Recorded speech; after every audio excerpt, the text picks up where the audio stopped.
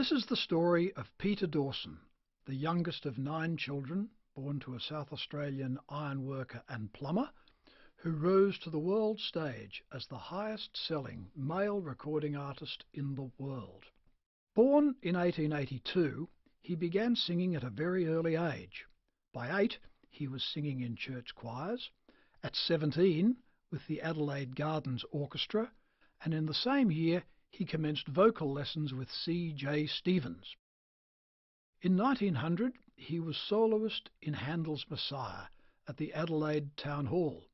Stevens, realising his student possessed a unique voice, encouraged him to go to London, and in 1902 Dawson left to study with the eminent baritone Professor Cantorez. Joining popular opera singer Madame Albani, he performed at the Crystal Palace, Alexandra Palace and Queen's Hall, followed by successful tours of England and the continent. With his remarkably fluent and technically adroit vocal skills, Dawson next joined the English Opera at Covent Garden. His stage career was set. Peter Dawson's recording career covered an extraordinary 60 years, unique in spanning technological changes from the 2-minute cylinder to the long-playing record. His first recordings, in 1904, were wax cylinders for the Edison Bell Company, and 2 years later he was signed to an exclusive contract with the Gramophone Company, the predecessor of HMV EMI. His total record sales exceeded 13 million, with some 3,500 titles in various catalogues. There was a time when most households in England and Australia had at least one Peter Dawson recording, if not dozens. There were so many songs, he invented pseudonyms for his various styles, including Frank Danby for light songs, Will Strong for music hall ditties, Hector Grant for Scottish songs, and so on. His recording output knew no bounds.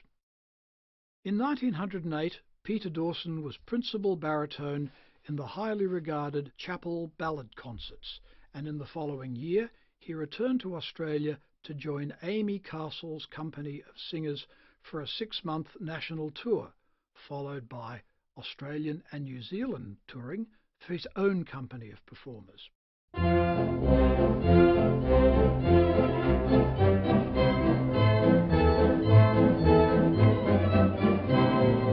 Left, right, here he comes, ta-da-da-da-da, pom-pom-pom. People cry as a man comes by, ta-da-da-da-da, pom-pom. With the outbreak of war in 1914, he returned to England to perform for wartime charities and the troops, ever keen to hear his renditions of Arm, Arm, Ye Brave, On the Road to Mandalay, Roses of Picardy, and his own patriotic composition, V for Victory. On the road to Mandalay, where the flying fishes play, and the dawn comes up like thunder. His reputation was now such that he was considered the finest baritone of the day. He was to the ballad what Melba was to the opera. It was then back to Australia, where he enlisted and, as Private Dawson, performed morale-building concerts across Australia. If you wake at midnight and hear the horses feed, don't go drawing back the blind or looking in the street.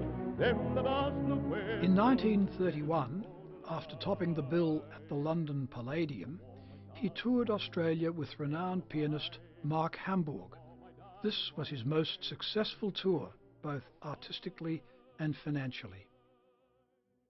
He was also a successful songwriter, composing in his own name, and more often than not, under 10 pseudonyms, including J.P. McCall, Peter Allison, Denton Toms, and 2 female personas, Alison Miller and Evelyn Bird.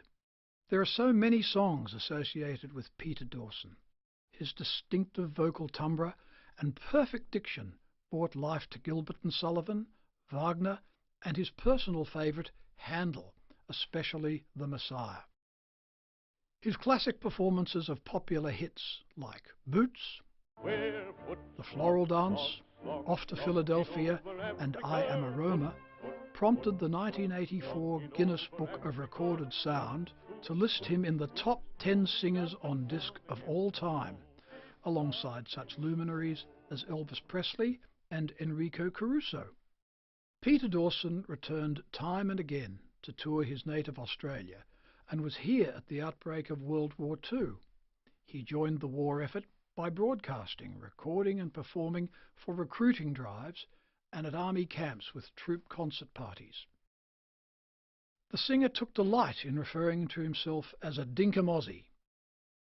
He certainly elevated 3 of our most popular Australian songs, for it was Dawson who popularised both our unofficial national anthem, Waltzing Matilda, recorded in 1938, and our national anthem, Advance Australia Fair, recorded in 1927. His 1931 recording of Along the Road to Gundagai was commemorated in 2007 by the National Film and Sound Archives in its Sounds of Australia registry. Come a waltzing Matilda with me. And he sang as he watched and Dawson had planned to retire after the war, but he claimed his tax bills were so gripping that he had to keep singing and recording. He admitted to being a hopeless businessman. However, his music credentials were extremely rich. Peter Dawson, one of the great singers of all time, died in his Sydney home on the 27th of September 1961. He's buried at Rookwood Cemetery.